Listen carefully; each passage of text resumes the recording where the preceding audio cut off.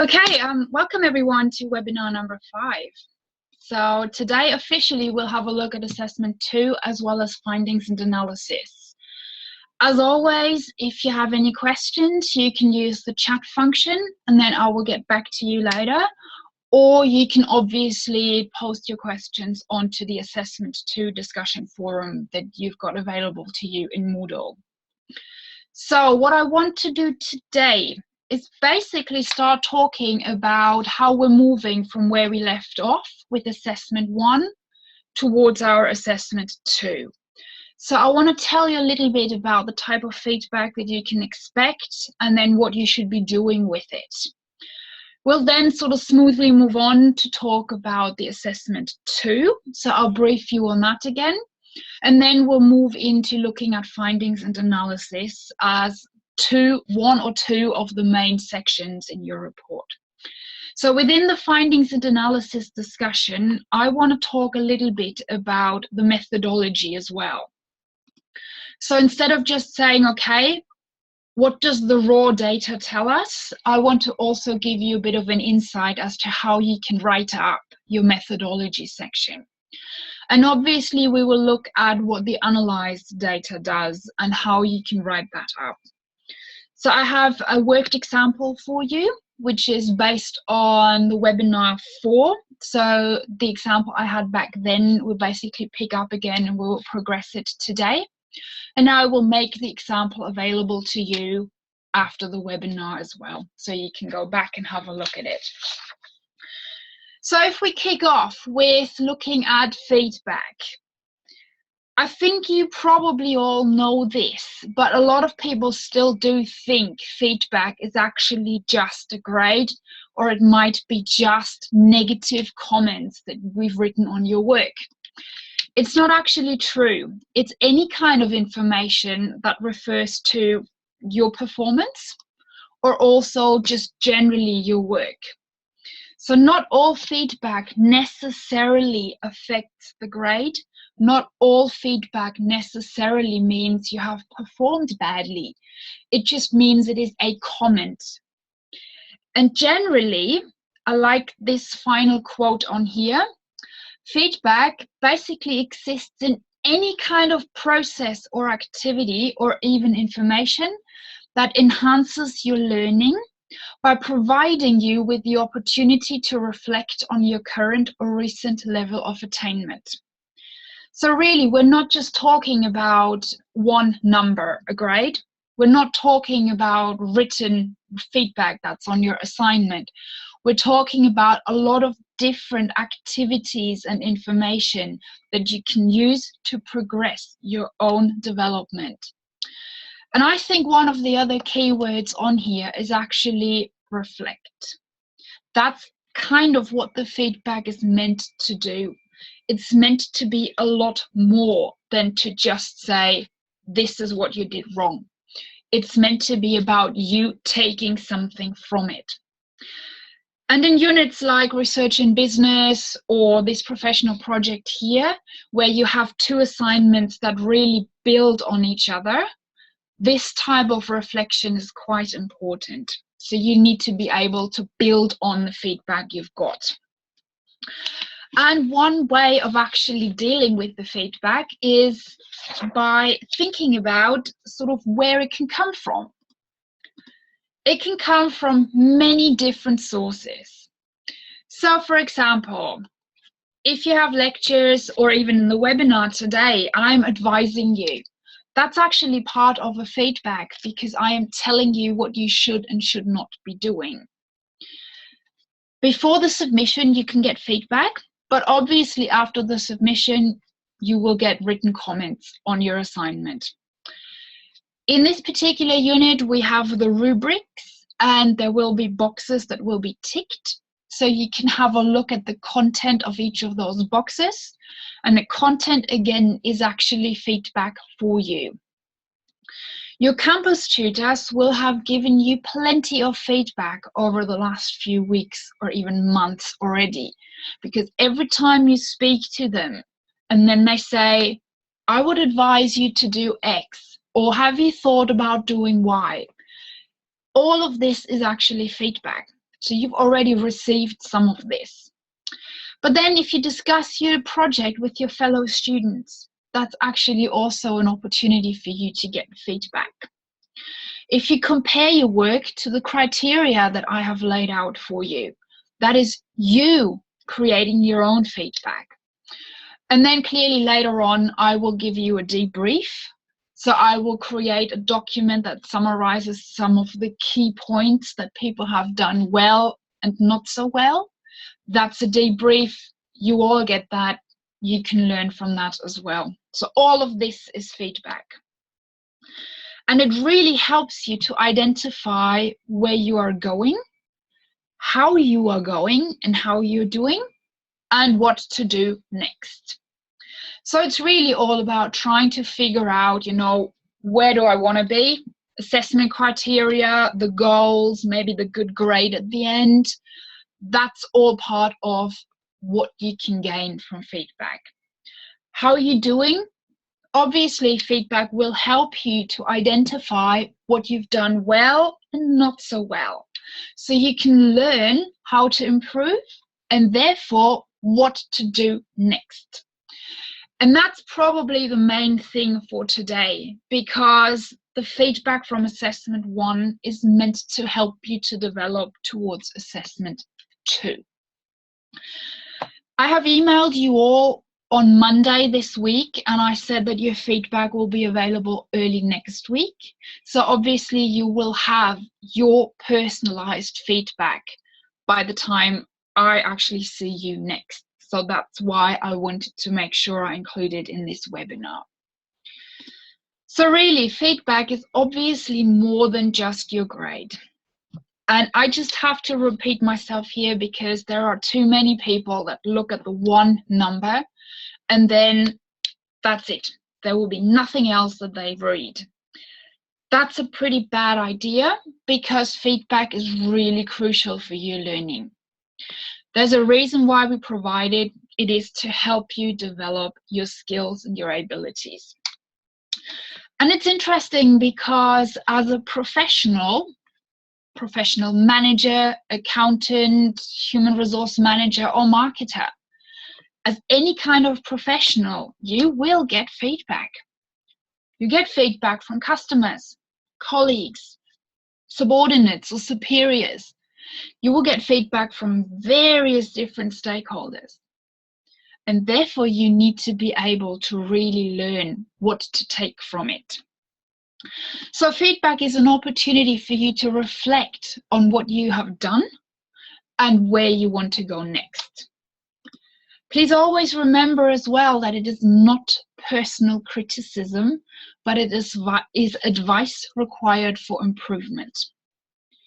So at least in this particular context here within the university, feedback is not a criticism of you, your personality, or you as a person. It's just advice on how you can improve your work.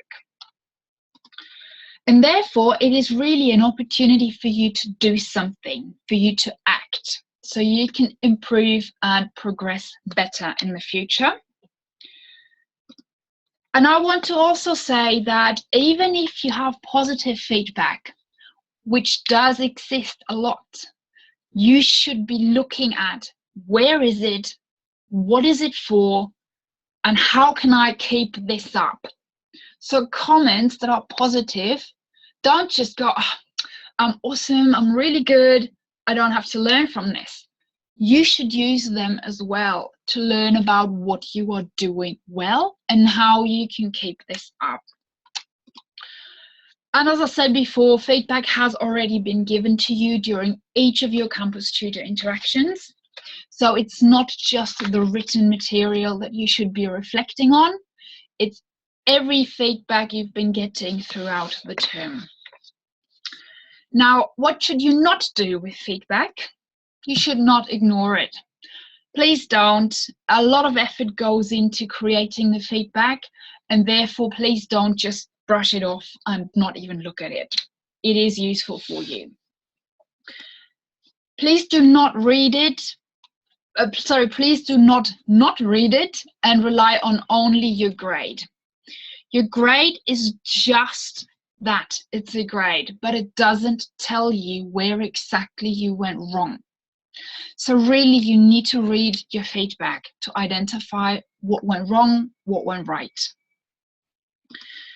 You should also please not email me the moment you've seen your grade and say, I would like a remark. That's generally happening if something major has gone wrong. Now, quite often students will email me asking for a remark, and they haven't even looked at their assignment yet. They haven't looked at the feedback, but when they do, they realize that actually the mark was justified. So please have a look at the feedback before you even do anything. If you have got really good feedback and you have a really awesome grade, don't be complacent. Don't just sit back and think you don't have to do any more work, but build on it. Make it even better next time. At the same time, if the feedback was not so positive and there are lots of things you should be improving, instead of sitting down and thinking, oh, I'm just not gonna do it, you should be trying to think about the resources that are available for you so you can improve. So you need to then go back to the Moodle site, go to the Academic Learning Center, go to your campus tutor, and really use the opportunity to act and develop. And finally, if there is anything you're unclear about, you can ask for clarification. So don't be scared. Please do ask if there is anything that you don't understand. And I mean, you guys are lucky. You are beyond the times of handwritten feedback where people just couldn't read the scribbly notes that the teachers left. But still, if there is anything that you don't understand, you need to ask. So what should you do with your feedback? You should consider it useful as a learning opportunity. Please read it. Be aware that your emotions about grades might actually cloud your judgment initially.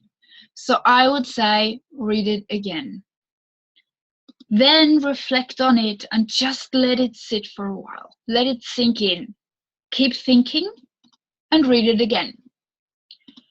Analyze your grade and your feedback against the marking criteria and really try to understand where you didn't quite hit the mark, or maybe where you've hit the mark quite extremely well and how you can continue like this.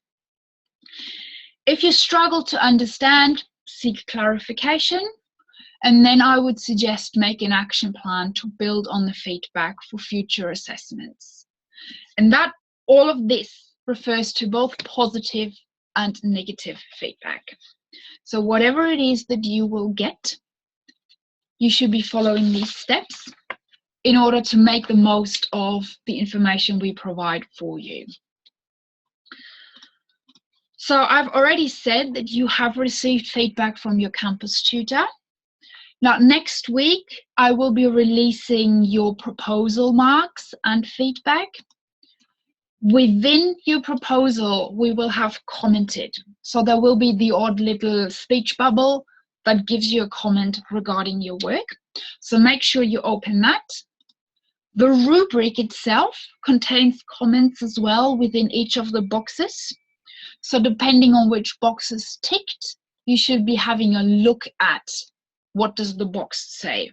It gives you feedback. And then finally, there will be opportunities for you to seek in-person clarification. So that will be either with your campus tutor or with myself. And I will give you the specific details early next week when I release the grades. So you will get the chance to talk to someone face to face almost in order to have a conversation about the things you don't understand. So, and while we're already talking about feedback now, I want to say to you that you also have the opportunity to give feedback, because our Have Your Say unit evaluations are opening next Monday. So please, please, please do provide your feedback. I will keep pestering you until you do. So please make sure you do fill in this survey and give me and my team some feedback on your learning experience within the professional project this term. So moving on from the feedback relating to assessment 1, we have a look at assessment 2.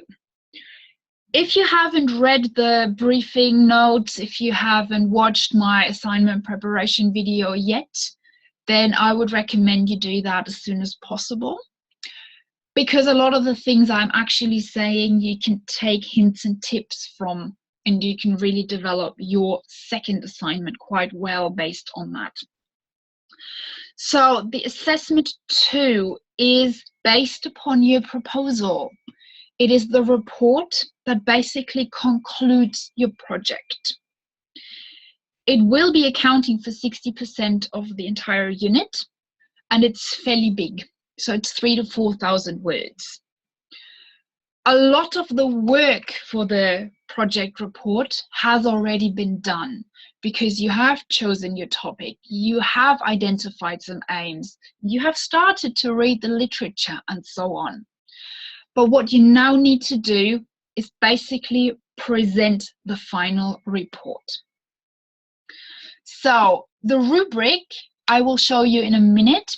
It's been available to you in Moodle since weeks ago, so you can have a look at what the criteria are whenever you want. And please, at this point, it is quite crucial that you're submitting a professional report.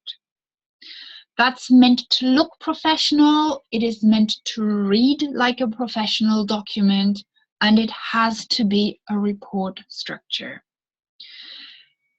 What's the structure I'm recommending? It's this one. You do not have to follow this one by one. This is a suggested structure, but I would suggest follow it as closely as you can so that you can basically make sure you are ticking off every section that needs to be covered. I'll go through this. Start off with the title page, obviously. Please include your final title of your project so we know exactly what we're dealing with. You can then launch into your table of contents or your executive summary. So you can swap these around if you like. Please ensure that your entire report is actually numbered. There are quite a lot of proposals that didn't have a numbering system. A report has to be numbered. So in your table of contents, we need the page numbers, but we also need all the headings and the numbers relating to the headings. If you have a lot of tables or a lot of figures, you might want to include lists of tables or lists of figures. Not compulsory, it depends on your particular topic. If you still don't remember what an executive summary is, then you need to go to one of my support videos from a few weeks ago where I've told you a bit more about it. But then the main thing you need to get right is everything between points 1 and 7. That's the main body of your report. And that's really where all the marks are sitting. So we'll start off with an introduction. Every report has an introduction. And within this, you need to tell us about the background, the problem you're addressing, the justification of relevance of the problem, and you include your aim and objectives. You can have several subsections within your introduction, but these are really the points that you should be covering. And as part of this, I would like to please see a very, very brief introduction to your future profession. This can be one single sentence, just so that the reader is again clear whether you will become an accountant or a manager or a project manager or a marketer or something else. So one sentence, very briefly, tell us what the profession is, and then you're launching into introducing the overall topic. Please note here we have aim and objectives / research questions. Please do not have aims, objectives, and research questions. You have one overall aim, and then you usually have between 2 and 4-ish objectives or research questions. If you have 3 different things, aims, objectives, and questions, you will end up confusing the reader a lot. So aim and either objectives or questions. Now, all of this is in your introduction. So by the end of the introduction, the reader knows exactly what your topic is. Once the reader knows that, they want to know what have other people said about this topic. So you will then go into a literature review. The literature review will have multiple subheadings. So it will be a little bit bigger than the one you've had in your proposal, because you have many more words to play with in this report. So you still need to remain critical. You need to provide suitable and ideally current literature that relates specifically to your aim and objectives. Now, I have had the question before whether you can recycle the material you've used in your proposal. And the answer is yes. If the feedback on your proposal said that the literature review was fine. There have been a few proposals already where the topic was X and the literature review was A. Very inconsistent. If you find your proposal feedback saying that the literature review is irrelevant for your topic, then don't recycle it, but make it relevant. If you get a good grade for your literature review, on the other hand, and maybe the marker has commented that it's a really good and relevant review, you can recycle the material. The only thing I want to say here is do not just cut and paste it, but expand. This is not a preliminary literature review anymore. This is an actual literature review. So instead of just saying, okay, I've had a paragraph of this size, this will be my new literature review as well, not a good idea. Use the gist of your paragraph and expand. That way, you're rewording your sentences. You're still using the same material, but you don't accidentally end up with a fairly high Turnitin score. So reuse the material, but do not completely just cut and paste without thinking. You will then move into a methodology section. In this, you will talk about what you did. And today's webinar basically gives you an idea of what this includes. You will then move into findings and analysis.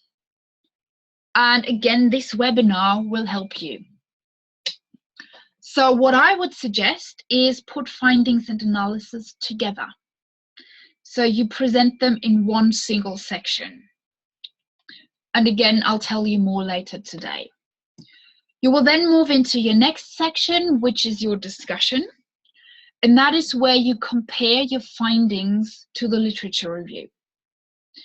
We will talk about the discussion in 2 weeks' time in our final webinar.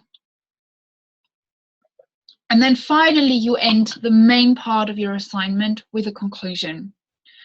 And remember always to go full circle back to the start and explicitly answer your research questions or explicitly reply to your aim.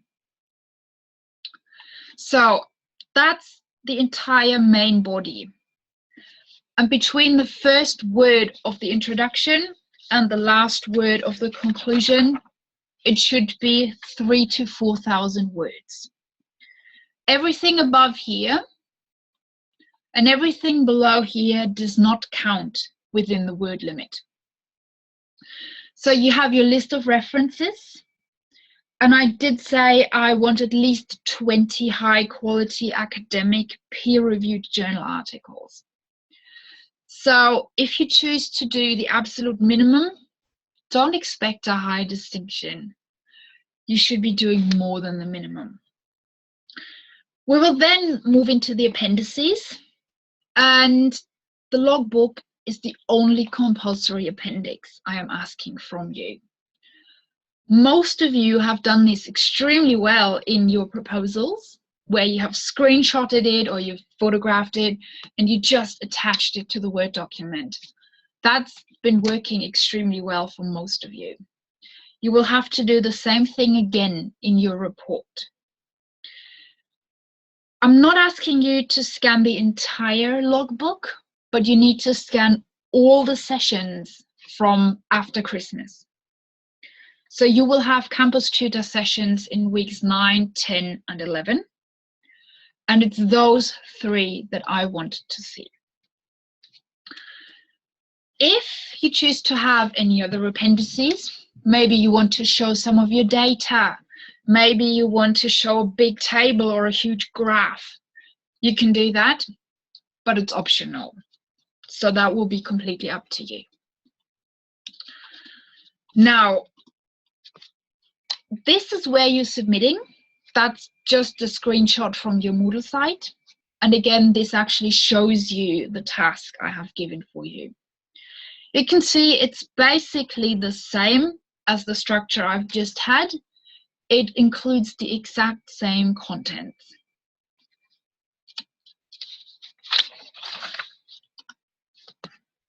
So for the rubric then, this will again be your best friend. These are the criteria according to which you will get marked. So make sure you have it with you and you're addressing it. So you can see here you'll get 10 marks maximum for title, background, definition, justification, aim, and objectives. We're not going to give you a lot of feedback on those things anymore because we already did that in the proposal. So basically what we want to see, this up here is the high distinction area on the right. We want to see that all of these elements are there, and we want to see that they are consistent and well presented. So try to reduce your try to reduce your number of typos. Don't have any major grammar errors in there. Write it professionally, make it look appealing, and then also make sure that your title does exactly the same as your background and exactly the same as your aim and your objectives. So it all has to be consistent. And if you do that, there is no reason why you can't all get 10 out of 10 on this particular criterion here.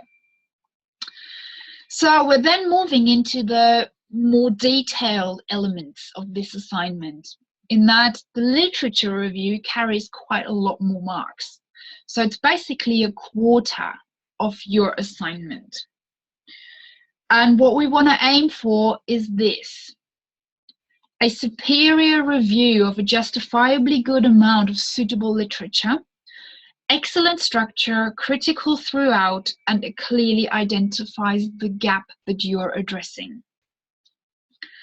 Now, what does this mean? This means that your review sounds like an actual literature review. It's written in a superior manner. It needs to have a reference for every claim you're making. People keep saying to me, how many references do I have to have in my literature review? And unfortunately, the answer will always be as many as you need. Whatever you say that someone else has said first, you need a reference. So that's what a justifiably good amount of references is. The structure needs to be logical. We've talked about literature review structures in webinars 2 and 3, I think.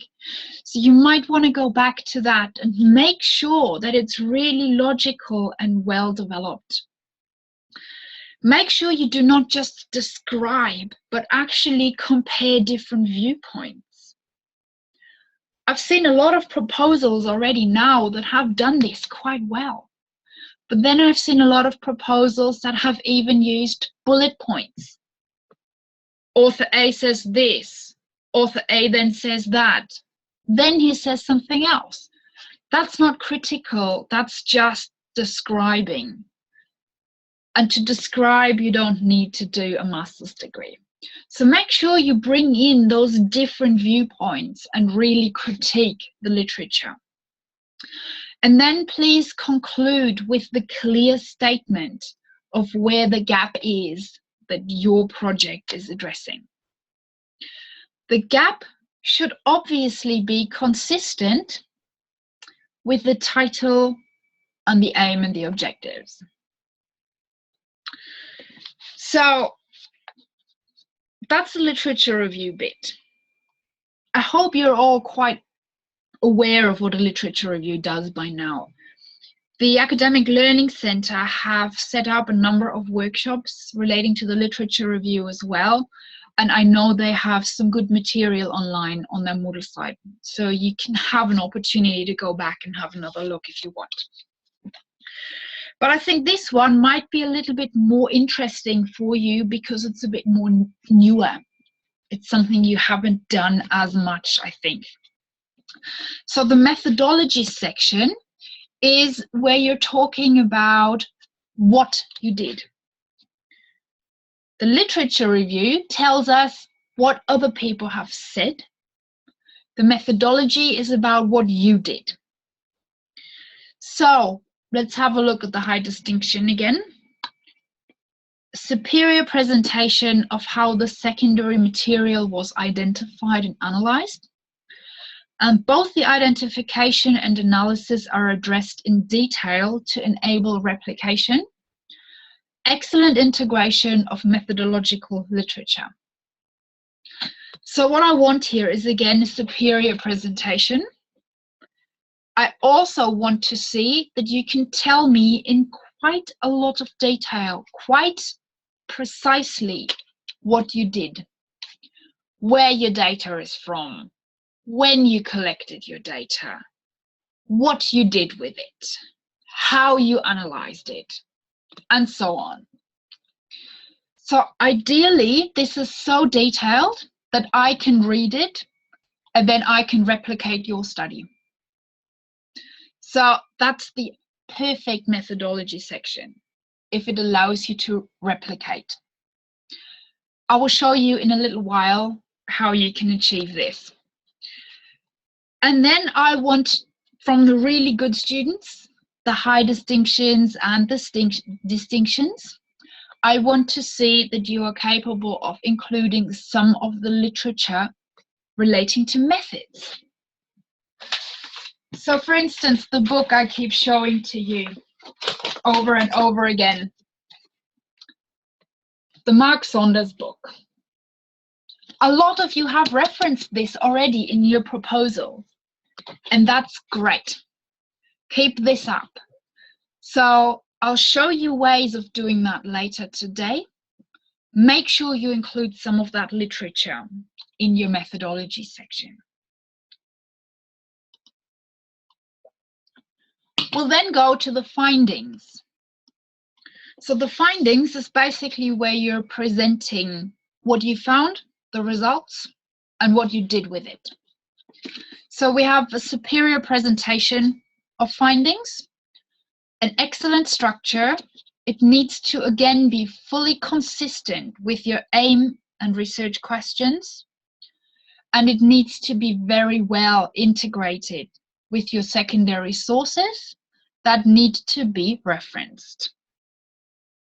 So this is all about presenting the results in a coherent, well-readable and logical manner.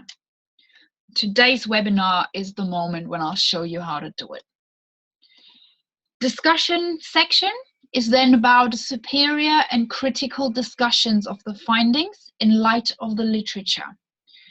The discussion is complete and it's logically structured and highly consistent.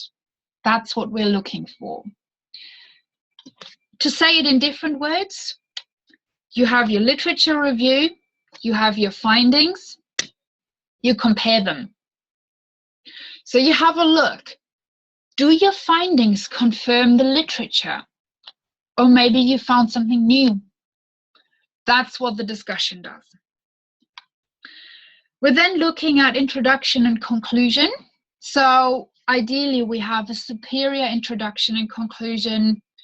Recommendations, limitations, and further research are included, and it's critical. I'll tell you more about points 5 and 6 in 2 weeks' time in the webinar. But again, if you just go onto Google and you look for report conclusions, it will give you a good idea of the types of things that you should be looking for. And then finally, we have our communication, referencing, and tutor engagement. So if your sentences are well structured, if you're communicating in a good, ideally superior manner, if you are using the right amount of references, you are clearly aware of the quality of some references and the lack of quality of others, then there's no reasons why you can't get high grades here, unless you do not engage with your tutor or forget your logbook. So if you don't submit your logbook, you can't get more than 50% here. If you do include your logbook and you write reasonably well, then you can get grades up somewhere in this area. So really, this is what we're marking you against. It's quite similar to the rubric of the proposal. And once you've seen your actual feedback next week, all of this will probably be even clearer. So as I said, this will be your friend. Keep it safe. Make sure you refer back to it. But what I want to do now is actually move into the nitty-gritty of findings and analysis. So we'll start off by asking, what on earth is it? Well, findings are actually on its own just the results of your research in the form of just data, just results. That could be, for example, a table with all of your data in it. That's findings. Analysis, on the other hand, are the results of your research in analyzed form. So you have done something with the data, you've made it more meaningful, and you've helped the reader understand it. And if you think about yourself, let's say I've done a piece of quantitative research and I present you with an Excel spreadsheet that has 2,000 rows in it. It's boring to read and you don't actually know what the outcome of the results really were. You can see each row, but it doesn't tell you anything more. If, on the other hand, I give you a one-page summary to say 30% of the data says X, 70% says Y, that's a lot more useful for you. So generally, we would not present just the findings on their own. We would present the findings in their analyzed version. And that's why combining those two into one section is actually really logical. You know, if you present the data on its own, it can be really boring. As I said, it could be page after page of just statistics, just numbers. No one can do anything with it. On the other hand, if you present your findings first and then your analysis, you constantly repeat yourself. You constantly say the same things. So if you present them together, you'll have a better structure and it will be a lot less boring.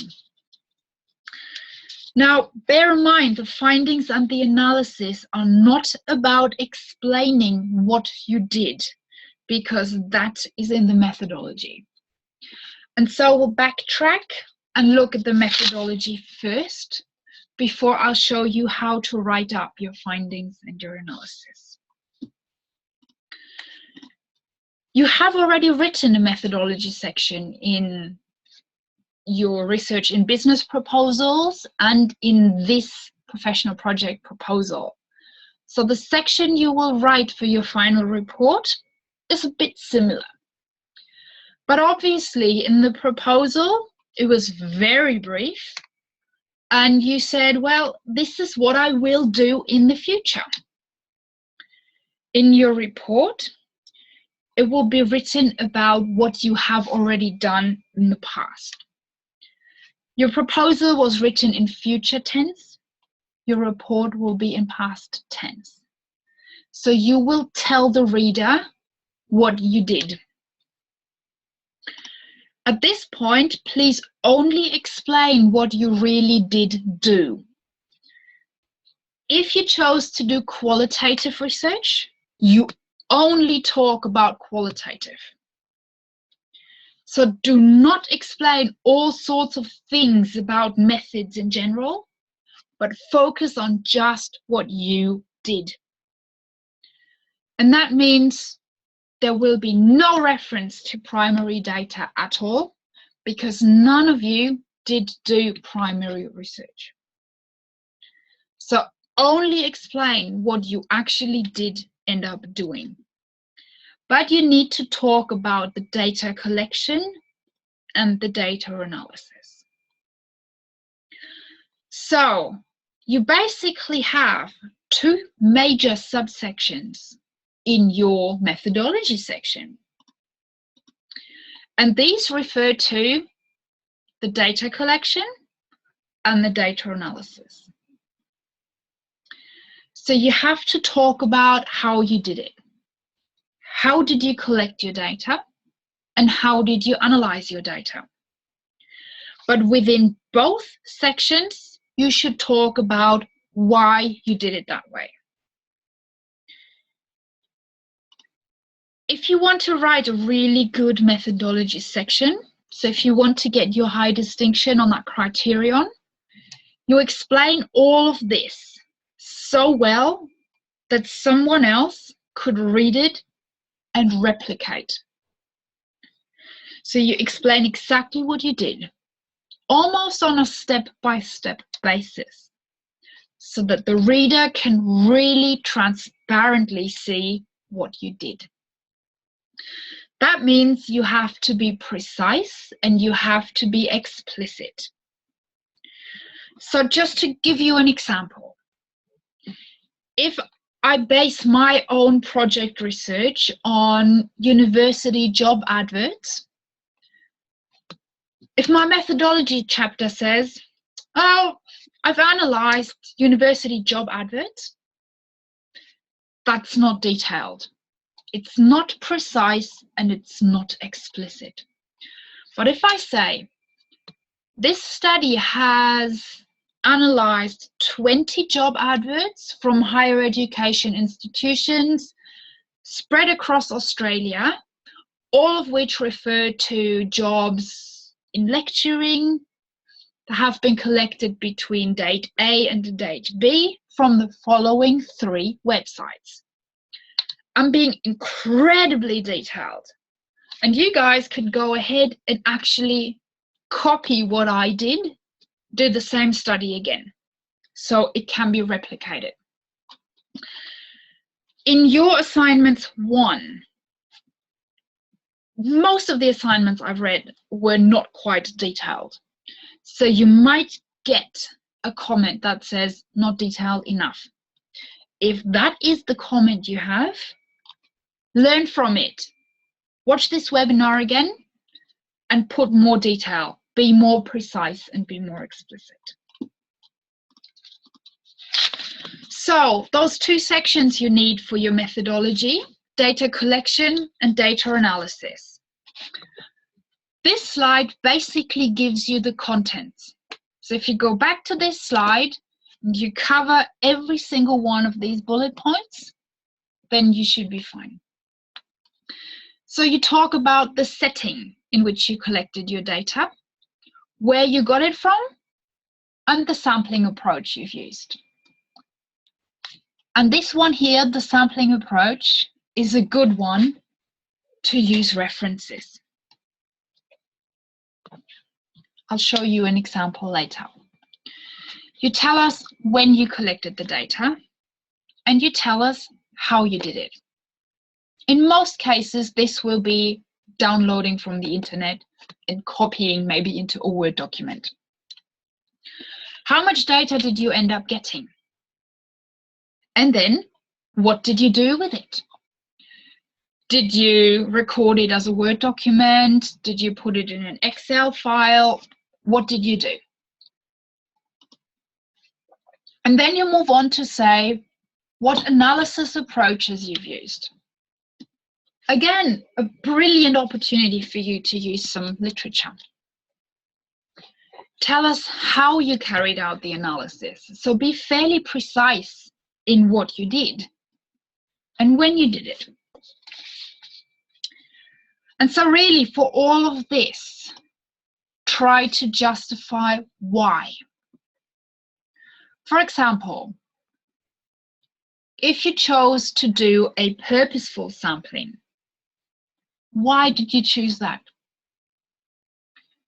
If you chose to collect 3 in-depth case studies rather than 20, why?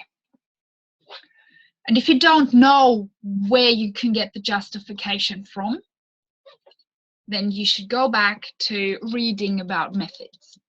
These books will help you justify anything relating to your method. So, a few tips. Write it in past tense. This is not a proposal anymore. This is the report of what happened. Only include what you actually did do. Use the literature about methodology to help you justify your choices. And another clever way of doing this is if you find another person's paper, and they have done something similar to you. If they have already done it, you can reference them and say, following the approach of Smith 2007, this study also used purposeful sampling. Another great way of justifying. Make use of diagrams and tables. Don't just put diagrams and tables, but use them to really illustrate what you did. This helps you with your word count, and it breaks up the big blocks of text for the reader.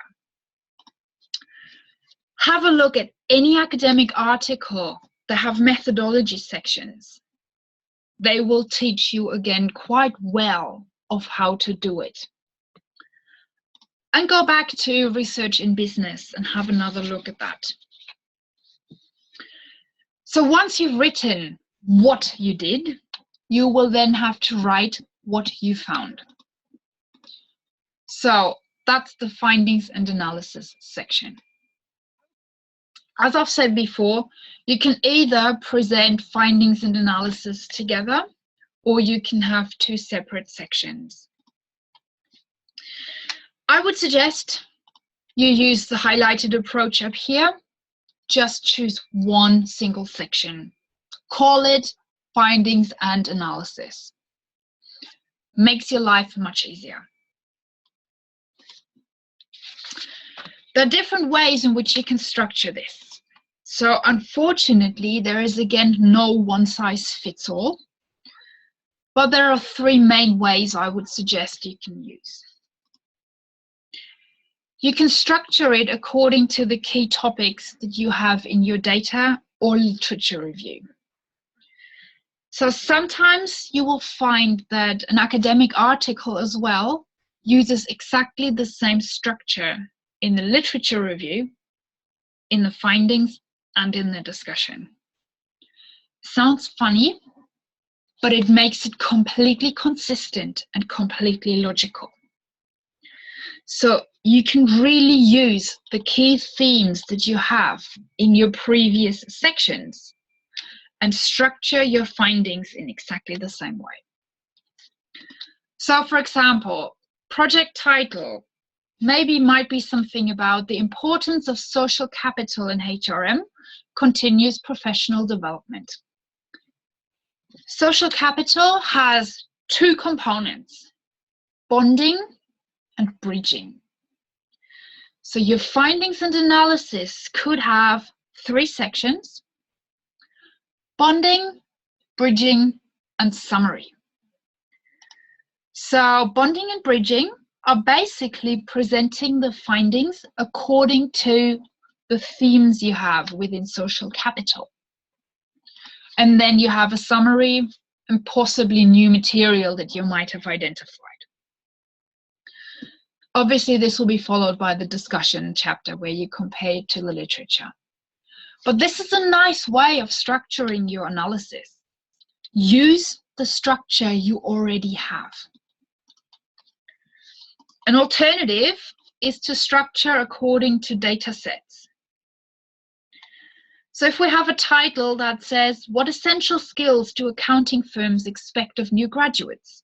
A comparison of UK and Australian accounting firms." You have two main data sets, UK and Australia. So your findings can be structured according to the two different sets.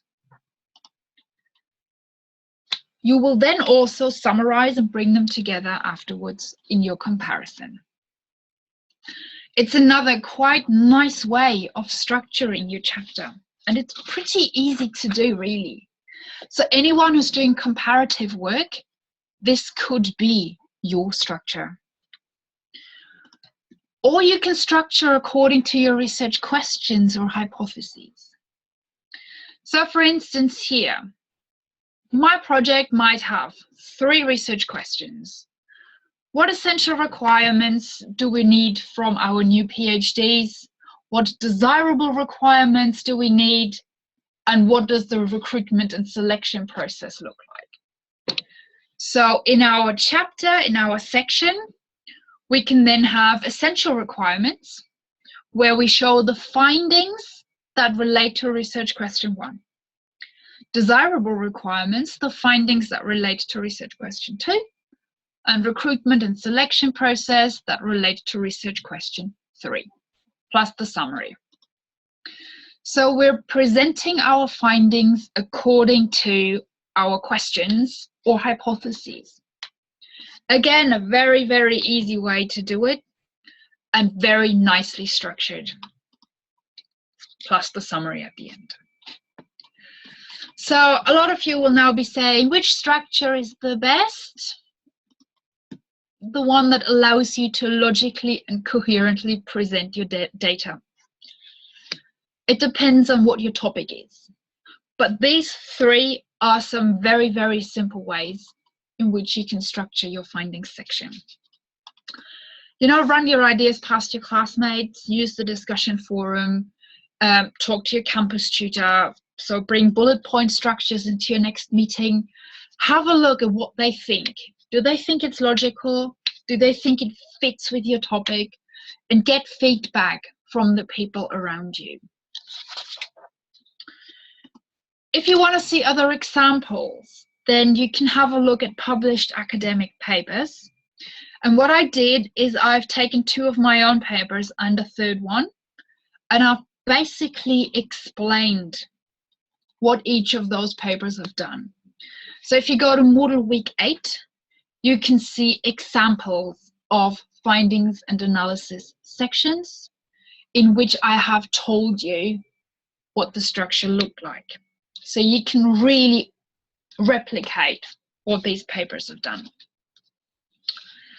So once you've figured out how to structure it, you will then need to present your findings and your analysis. If you're using quantitative methods, then generally you will be describing your data.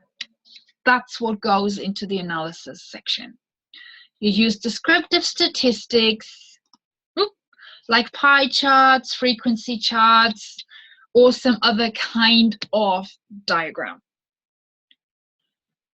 You have, if you have hypotheses, you should include them here as well. and you should discuss whether your data actually confirms or disconfirms. Do not compare it to the literature yet. Just stick with the data that you have analyzed. You can include the statistical tables, for example, to show correlations and regressions like it is on here, but make sure the whole section remains readable. And I think that's where a lot of academic articles go quite wrong, because they will just show page after page of statistics.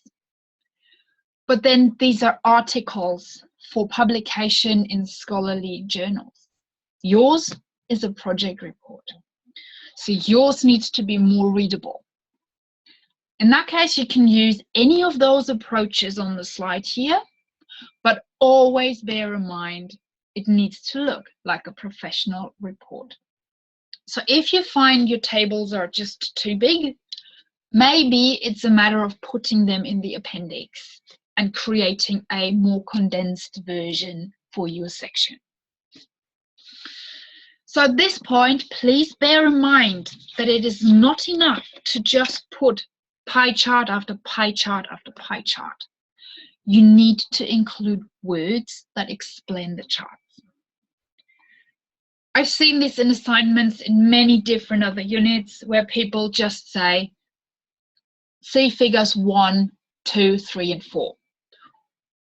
Well, what do the figures tell me? You, as the author, are the one who needs to explain them. It's not the responsibility of the reader to sit there and try to guess what the pie chart might actually mean. It's the responsibility of the author to explain. Make sure all of your graphs and all of your tables are numbered and named. So not just table 1, but table 1 and a title. That's what you need to do in a professional report as well. And as I said before, do not compare it to the literature yet. And at this point, really just present the facts. Explain them, but do not talk about the implications yet. That comes in the discussion and the conclusion. So you're really saying, what did I find? And later on, you will say, what does it mean? Make sure you write explanatory sentences also between any statistical tables and hypotheses. So that's what you do with the quants. With the qualitative research, you don't have numbers, but you have words. So what you do is you use direct quotes. But you only use that to describe and illustrate. Because as a quantitative researcher, you need to make it transparent as to what you did. And you can do that quite nicely by showing direct quotations. For example, you can use a table where you can say, okay, we have 4 different themes, and here is an example of the raw data based on which the theme has emerged. This is an example from one of the papers I have put up in Moodle for you, so you can have a look at that. But basically, this is a direct quote from the data I have had. And this direct quote refers to the theme I have identified. Yeah. It's a really good way of demonstrating and illustrating what you found. If you don't like tables or you want to mix your writing up a little bit, you can use the direct quotes as well as a sentence that is embedded in your text. So this works quite similar to a direct quote in the literature review. So for instance here, some of the other companies admitted that their business angels encouraged them to focus on the big picture. And actually, only those 2 words here are direct quotes. The company director from a company that I have called Beta has said big picture. So I've embedded this little direct quote into my sentence. But bear in mind here, I've referenced it. And actually, if we hop back here, I've referenced these as well. Now, because these were interviews, I didn't use the APA style. And sometimes for your data, you don't need to do that. We'll come to that a little bit later, but you can see I have referenced it. So I'm not leaving the reader to guess where it came from. They know where it came from. So you have a sentence that clarifies what the quote does. It's just the general explanation. And the quote sits in there, embedded in the sentence to help illustrate. If you have longer quotes, you can also have a standalone quote. So for instance here, the following statement further depicts this. And the entire section that's indented here is a direct quote. So again, this is actually the same approach you're using if you have a really long quote in your literature review. It's the same principle. And the reference to whoever said it is down here. So you have your sentence that clarifies what it is, and then you have the quote. And one of the key things here is the sentence that clarifies. I have seen people who had basically just put bullet point, quote after quote after quote. That does nothing to the reader. The reader does not understand what this means. So you need to explain. As I said, don't just put lists, but explain and use the quote to illustrate. Don't overdo it with the quotes. Same as with the pie charts in the quantitative section. Don't just have pie chart after pie chart after pie chart. Don't have quote after quote after quote. Illustrate. Use the quotes to illustrate. Embed your direct quotes into your explanation of themes and other findings so you can really illustrate them. And make sure you refer to where the quote came from. That can be an author, so it can be a proper APA reference, or it can be a part of your data, which you might have given a certain name to, like I gave alpha, beta, gamma, delta, and so on. And you can use this approach for secondary data. A lot of papers out there that have been published that have used this approach for secondary data. So that's really what you do, you present it that way. Now, what happens afterwards? Well, we'll talk about this in webinar 6, but basically what you do is you finish describing and explaining your findings, and then you take the same findings and compare them to the literature review. So you're bringing together what other people have found and what you have found. And that's where you can identify whether your which aspects of your study are the same as the literature and which are different or new. After that, you will then conclude your entire report, your entire study. You will explicitly answer your research questions or explicitly address your aim, and you will present limitations, further research areas, as well as implications and recommendations. This will be a lot more detailed in 2 weeks' time. So for the moment, this shall suffice. And all I want to say is bear in mind, the analysis and findings does not have literature. A couple of hints and tips. Remain passive and impersonal. Don't move into this I did and I this and I that. Try and keep your impersonal style throughout the entire report. Make sure that everything you do in your methodology, findings, and analysis is consistent with your research questions and aim. It all needs to fit together. present facts and logically analyzed information, but do not get dragged into personal opinion. Do not overuse quotes or statistics. Keep your sections readable, but break it up with the odd quote or the odd statistic or the odd chart. So just make it nice and readable. And if you struggle with the structure, then consider replicating the structure of your literature review. As I've said earlier, that's one of the easiest things to do.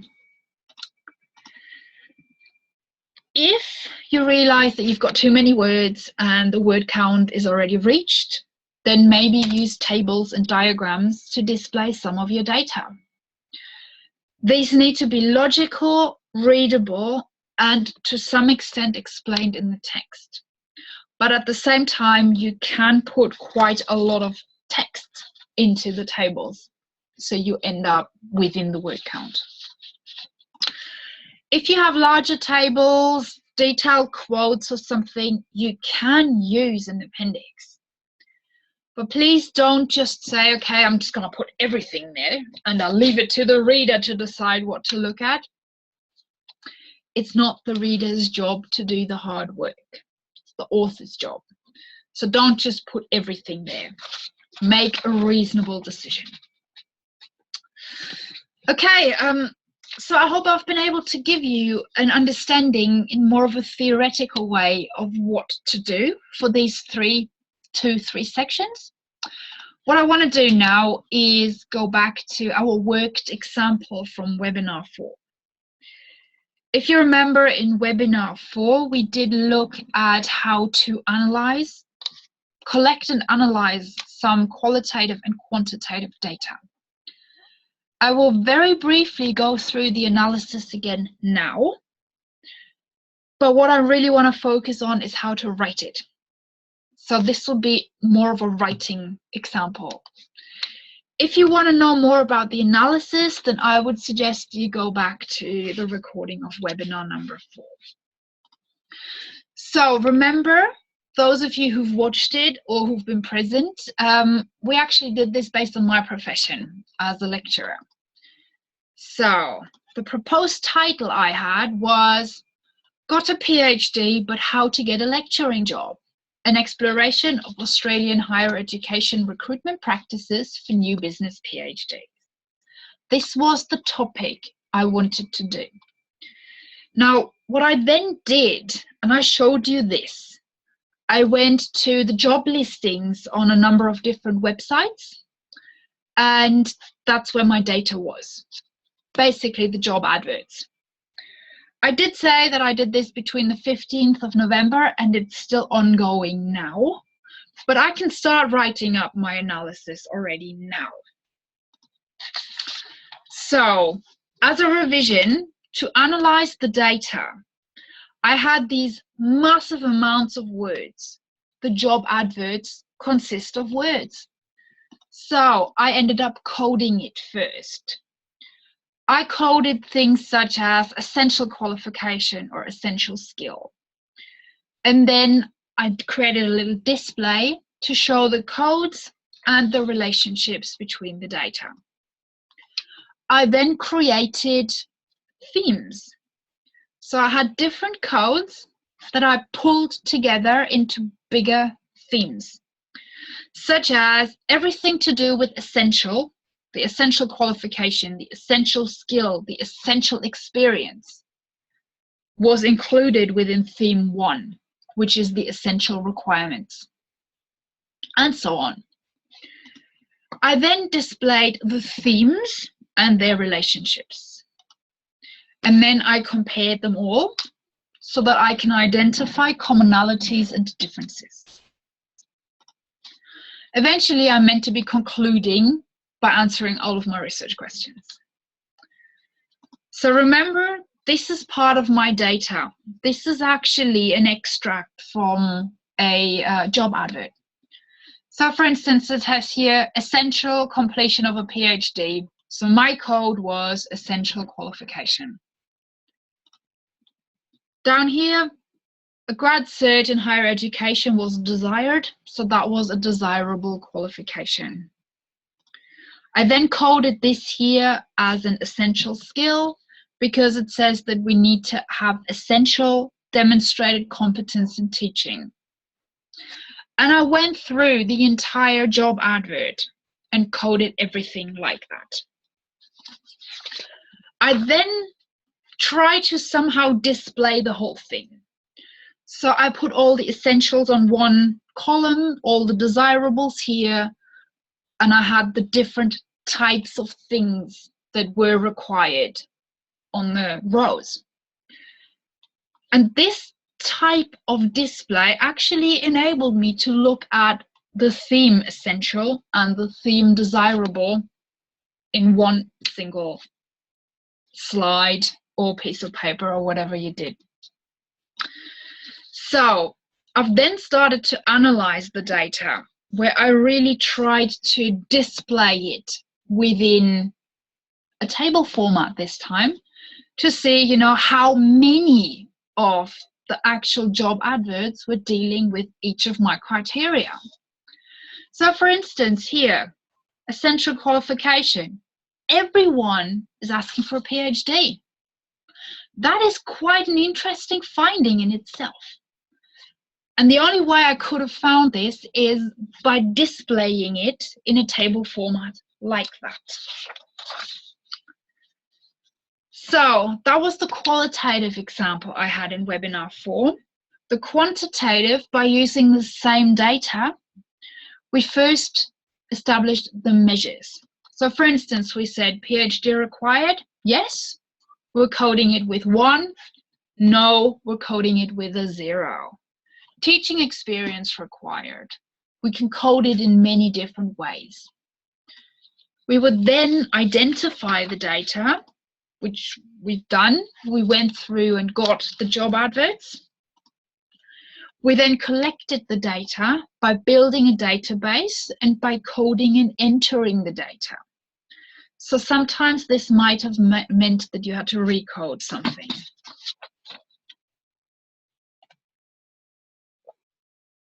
So for instance here, this is how the data entry could look like in a quantitative study, where we've basically got our nods and ones for whether a PhD is essential or not. We would then analyze the data with the help of, for instance, descriptive stats.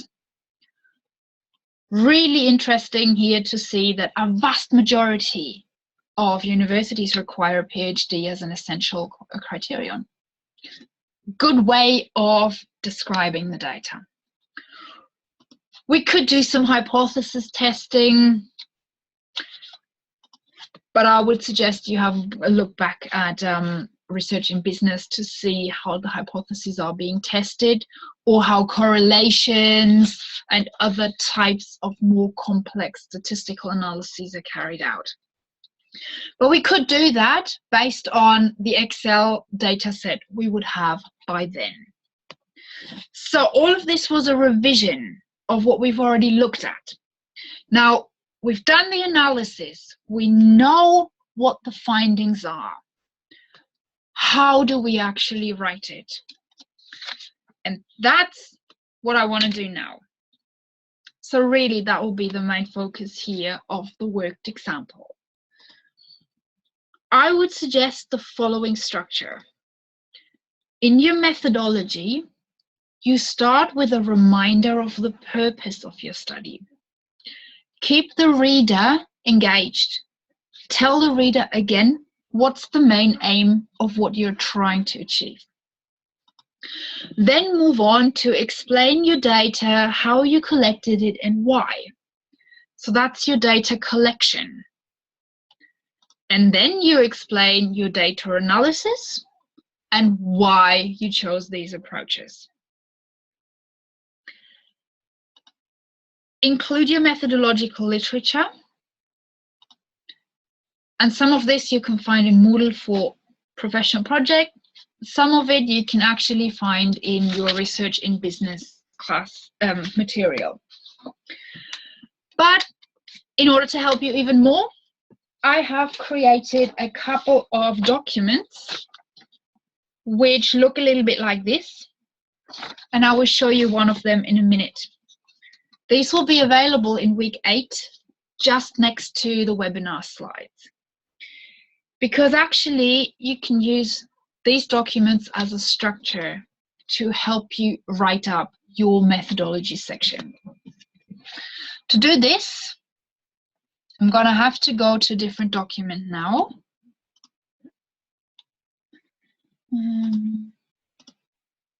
Here we go.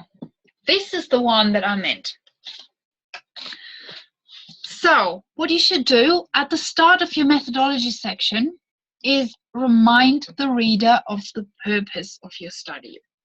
So let's do all of this together. Let's say the purpose of this project or study is to explore the Australian higher education recruitment process for new business PhDs with a particular focus on answering the following research questions. So what I've done here in one very quick little simple sentence is I've made sure the reader remembers what the aim was. And also in my own head, I've made sure that actually I will be consistent with my aim. This can be just one sentence at the start, very straightforward. After that, you will then move into your data collection details. Be precise. Be detailed. So you might want to start off by saying something like, in order to address this purpose, and then you talk about what kind of methods you've used, qualitative, quantitative, or mixed, and why. And to do that, again, references are really useful to justify. So in my case, let's say, in order to address this clearly exploratory purpose, a qualitative, apologies, my typing is horrendous today, research approach has been deemed most suitable. If I read my Saunders book here, one of the things he said is actually qualitative research is really good for exploratory studies. So what can I do now is I can use Saunders et al. 2009 as a reference to justify why this approach is suitable. So here I have justified this. Now, the next bit here I've put in so you're aware, but you don't need it for this project. And that is a comment regarding ethics. In this case, you didn't have any ethical issues because you have only used publicly available secondary data. But let's say you do your internship next term. You will have to write a report. You will have to use some kind of company material to help you identify the problem and the solution. In that case, ethics are probably going to be there. So you should then consider how to address the ethical issues in your project. So for instance, in our case, we didn't really have anything. So we can say, so as to avoid ethical issues, publicly available secondary data was collected. And if you have read something about ethics in research, then quite often you will find these authors might have said There are no ethical issues in publicly available data, so you can put another reference in here. Easily done. But then you move on to the more nitty-gritty, the more detail. So you say, where is the data from? When did you collect it? And how did you select it? And that's where you probably need to write a little bit more, and there needs to be a bit more detail. So in this case, maybe I'll start with a linking sentence that links back to the previous sentence. Therefore, answering this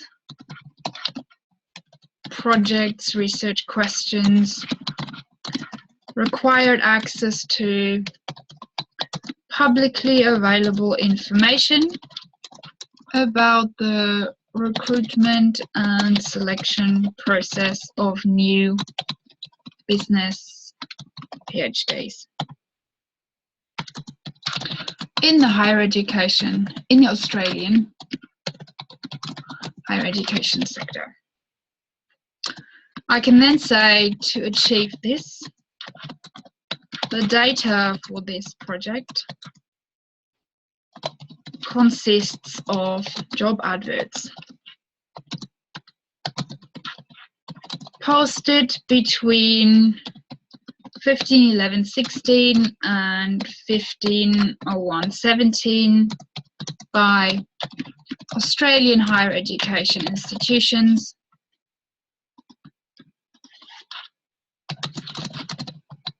in the following online portals. At this point here, I've already said basically when the data has been collected. I've also said sort of what the data is. But then I'm going to say where it's from. So for this, I might have some bullet points. And here I'll put the actual hyperlink.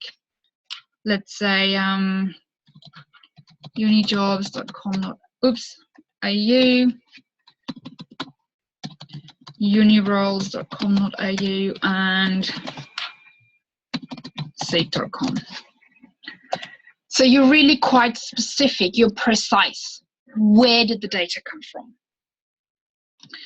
Now, to be a bit more precise still what the data is, I might provide some details about why and how I chose the data.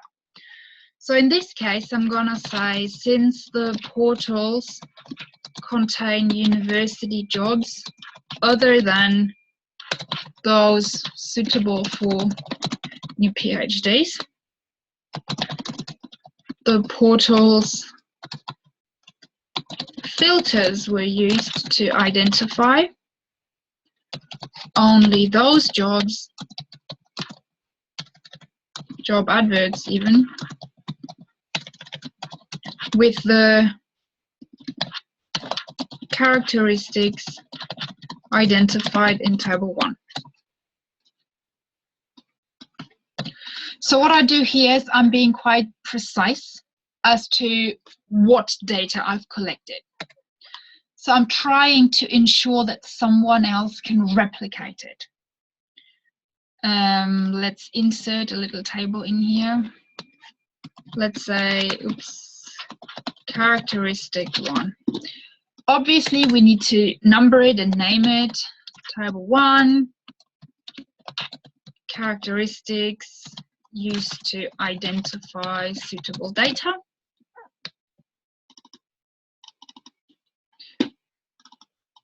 Come on. No, it doesn't work. All right. So we say characteristic 1, the jobs were located within an Australian higher education institution. It's one of the criteria I've used, one of the characteristics. Then I will probably move on to characteristic 2 and say they were within the field of business and management. And then I might go even so far to say economics, finance and accounting were not considered. Can you again see, hopefully, how precise I am? That I am not just giving you, I've used job adverts, but I'm actually telling you which ones. So if you want to go and replicate my study, you know exactly what I did. Characteristic 3 might then be they were academic in nature, so professional and admin jobs were not included. Quite obvious. Then we go characteristic 4. They were suitable for new business PhDs. Oops. So in this case, I might specify a bit more. For instance, it's quite unusual for a professor to just have got their PhD because they're obviously a lot more advanced in their career and so on. So actually, I'll write this down so you know. To establish this, some adverts could be immediately disregarded.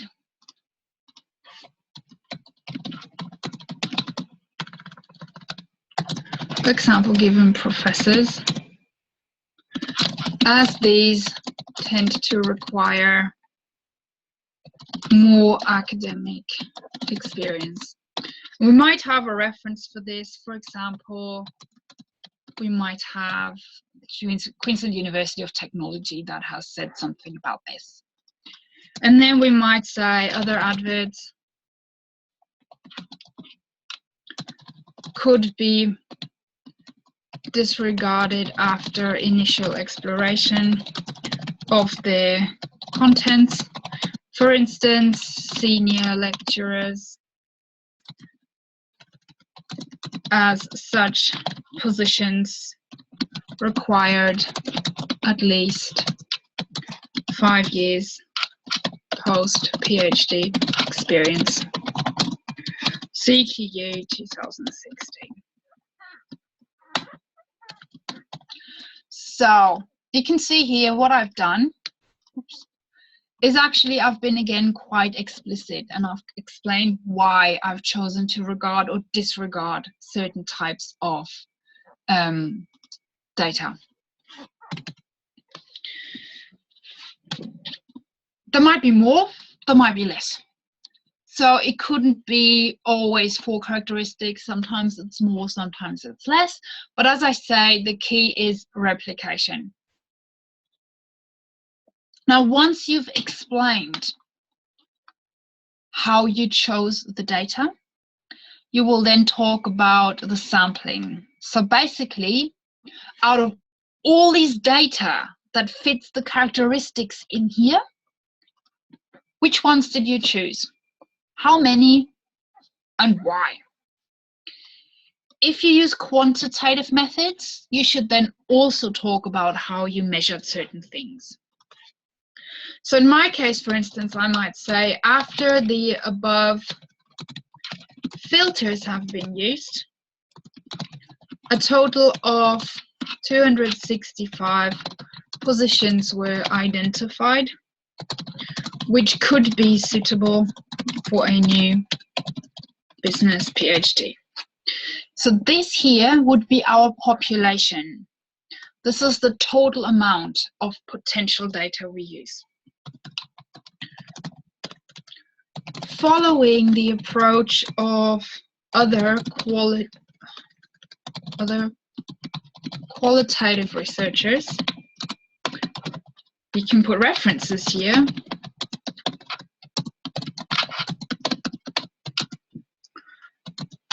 A sample of 20 positions was chosen for qualitative in-depth analysis. So you can see I'm now justifying why I'm only using a small sample. And I'm doing that by actually saying someone else has published doing exactly this. So it's a suitable way. That's a good way of justifying. purposive sampling was utilized in that there was no random selection of job adverts, but a purposive choice of adverts that would represent a widespread of universities. And guess what? Our good friend Mark Saunders has again actually said purposive sampling is good if you want a widespread of different data. So we can again say Saunders et al. 2009 or whatever it was. So you can again hopefully see that now we've explained what the sampling process looked like and why. At this point, I need to say, if you're using quants, you need to also include an overview in table format of the measures. This can be in Word format, so you can write them, but table might be easier and a little nicer to demonstrate. So you should then write something along the lines of, in order to measure the required variables, the following measures were developed. And then you can either have bullet points or the table or the text. It's important that you include the literature here though.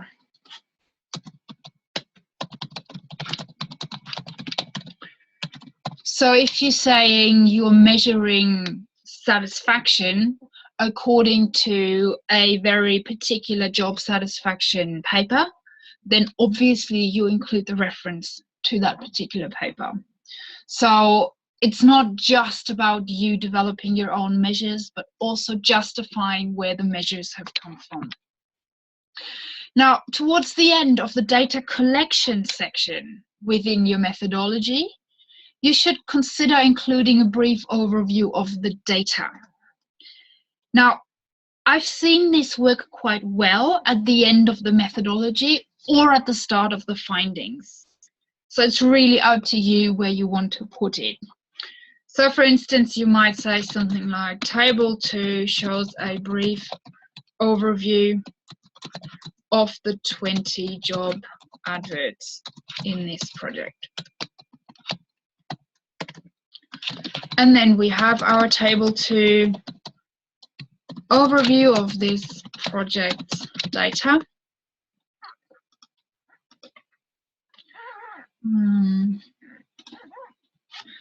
We go advert number, uni, state, and position. So we might say advert one we've looked at is by CQU, located in Brisbane, so Queensland, for a lecturer. Advert 2 might have been another CQU one based in Sydney for a lecturer. Then we might have an advert by QUT in Queensland for a associate lecturer. And we might have University of Tasmania, obviously in Tassie, for a post-doctoral researcher, and so on. This is nice to have. It's not too detailed, but it gives you an idea of what the data contains. Now, this is very descriptive, and please do not include all of your measures, all of your themes. This is basically just like, you know, if you were to create, let's say, an online dating profile for your data, then that would be the thing that everyone sees straight away. Just the very snappy summary of the main points. In the quantitative elements here, the overview of the data, if you're doing quantitative work, should include some specific statistics relating to the population, sample size, and you obviously need percentages. So make sure you really describe the overall data a teeny tiny little bit. And then we're moving into the actual section where we're talking about how we analyze the data. So how did we prepare the data for analysis? How did we then analyze it? Why did we analyze it that way? And again, our methodology literature helps us justify. Now, in here, I can actually write quite a long list of things I might want to say. So I'm not going to write all of this down right now, but I'll post it into Moodle for you. It's basically the same principle as it is up here, where you literally just quite precisely say what you did. So in the case of my example, for instance, I would have used the Miles and Huberman data display and analysis approach, which I think is 1994. So I would then say, you know, once I have the data, I would download the data into Word documents. How did you prepare the data for analysis? That's it. Then how did you analyze the data? I would then explain the different steps of the data display and analysis section. So I would explain coding, theme development, early display of codes, later display of themes. And I would include some displays so you can transparently show what you did. And if you basically go back to some of the slides I just had with a blue background, when I explained to you what I did for each of those slides, if you type it up, that's what goes into this section. So you literally explain how you analyze the data, and you use some of the literature to say why. That's really quite straightforward. In the quantitative, you do exactly the same. How did you prepare the data? Well, maybe you put them into an Excel file. How did you analyze the data? You used descriptive statistics and hypothesis testing. So you explain what you did. That's pretty straightforward of how to do this. So once you've done that, here we go. You would then have to actually write the findings up. So far, this was the methodology section. How did you do it? But the question of what did you find comes next. So we've already had a look at how you can possibly structure your findings according to the literature review, according to your research questions, or maybe according to the data sets. So it's up to you. You can think about whether you have themes, you can think about whether you have research questions that can help you, or you can think about the data sets. Have a look at the earlier slides. Now, in your write-up, I said that before, you need to do more than just list quotes or charts. It needs to be more. Because what you actually have to do is explain towards responding to your overall aim. Now, consider your aim, which structure would fit best. If you have 3 separate, really good research questions, maybe that's your structure. If you have 2 comparisons, that could be your structure. So it really depends on what you are trying to do. But at this point, I would also like to mention again that research can be quite iterative. So you may find that the structure you initially liked doesn't quite work.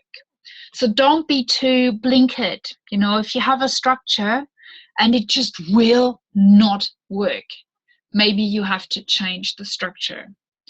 So don't be too worried about that. That's very normal. Now what I want to do is do the same thing as we did with the methodology. I will show you a worked example of how you can write up your findings and analysis. Very straightforward, a much shorter document here. And you can again use this because I'll put it up in Moodle. So in your analysis section, you start with a very brief sentence of what you will do. Maybe you can copy the one that's here on the left. This section will present the project's findings, structured according to the 3 research questions outlined in section 1. So I hope you can see what I'm doing here. I'm telling the reader what I will do. I'm telling them what the structure looks like. And then I'm referring back to the earlier section where I have already outlined the research questions. Once you've got this introductory sentence, you should then start to write up your findings. This needs to be logical, it needs to be structured, and probably the best way to do that is to have subheadings. So for each of the subheadings, you should be having an explanation of what you found and a little bit of data to illustrate. Never present data alone, I've said that before, and do not interpret, discuss, or explain the meaning. That's coming afterwards. At this moment, it's the facts. Depending on your data, you may wish to include diagrams, graphs, or tables. So let's have a look at our example. The best way to structure our example would be according to the 3 research questions: the essential requirements, the desirable requirements, and the recruitment and selection process. So let's say this might be our section 4.1, essential requirements for new business PhDs. Now this is our heading, subheading, and within that we're now explaining what we found. All 20 of the analyzed job adverts required the applicant to either hold a PhD, 11 out of 20, or be in the final stages of completing a PhD, 9 out of 20. So I'm going to make this a little bit bigger for you. Even at the very start of our findings section, I'm already telling the reader what I found. Very straightforward. If we're doing quantitative, then instead of saying 9 out of 20, you would have percentages. Quantitative, that is. For qualitative, you generally don't have percentage figures, so saying 11 out of 20 is actually more suitable. When it comes to work experience, the adverts are, demonstrate less commonality.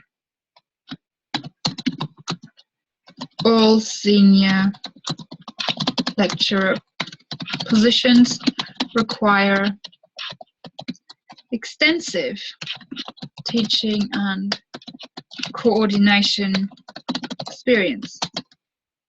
CQU advert 2. So what you can see here is that at the start I've said all 20. So I've even given the commonality, but then I said adverts demonstrate less commonality. So I'm comparing again. And I'm saying here all senior lecturers require, quote, extensive teaching and coordination experience. And the reference to the quote is our CQU advert number 2. Again, I hope you can see that it's actually really straightforward to do this, to explain the finding, put the illustration and the reference for it. We can then move on to say things like, while only some of the lecturing positions QUT, ECU and CDU require teaching experience. So we're again providing actual findings. We're showing that these three universities have lecturing positions where there is teaching requirement, teaching experience requirement. All the others don't. So we're presenting what we have found. This is illustrated by QUT's position description. The successful candidate must have at least 2 years of tutoring experience with at least some evidenced ability to conduct lectures. So again, we actually have a direct quote and we have a reference. We can then move on and talk about all of our other findings. But I hope you can really see that explaining the findings and including some data is a lot more meaningful to the reader than if you were to say, put a pie chart that has the number 20 in it, 100% PhD. That is really boring to read, and it doesn't demonstrate that the author has the capability of writing up the findings appropriately. In here, however, it really shows that you can convey the results you've got without personal opinion, without comparison to the literature, but just present the analyzed findings. And that's what I want from you in your findings and analysis section. So I'll pop this up for you into Moodle later on. And just to finish off, if you're not sure whether your findings and analysis section is good enough, here's a checklist. This will be up in Moodle as well later on today. Have you included some data but not too much? Have you explained the main facts without opinion or judgment? Is the structure logical to an outside reader? Does your section address the aim and objectives or research questions? And if not, then there's inconsistency and you need to change one of the two. Will you be able to compare your findings to the literature in your discussion section? Have you explained the data extracts you use? For instance, have you explained your quotes or your tables? Have you put references to all data extracts? Have you numbered your tables and figures and given them suitable names? Are they all complete and understandable? And then does the section look professional? If you can answer all these questions with yes, and you can tick them all, then I would say your findings and analysis section is ready to be submitted. So for this week, I would say keep researching, just keep working. Probably start really writing up your analysis. I have a support video about writing and writer's block that will go up tomorrow. So you can see that in week 9, which might help you with your writing as well a little bit. I would say once you receive feedback from your first assignment, please do carefully have a look at it. There are opportunities for you to gain additional feedback and clarification, but first, please read it. And always remember that depending on what you find in your data, you might have to do more literature review. So for the moment, I want to say thank you for your attention, but I also need to say that the next webinar has to be rescheduled. Unfortunately, I didn't remember that the 26th of January was Australia Day. but it's a public holiday. So I am going to do our webinar the day before. It will be on Wednesday, the 25th of January. Same time as always, the same link as the one that you've got in Moodle. Just bear in mind, it's a day earlier. I will remind you of this by email. So thank you very much for your attention and happy analyzing.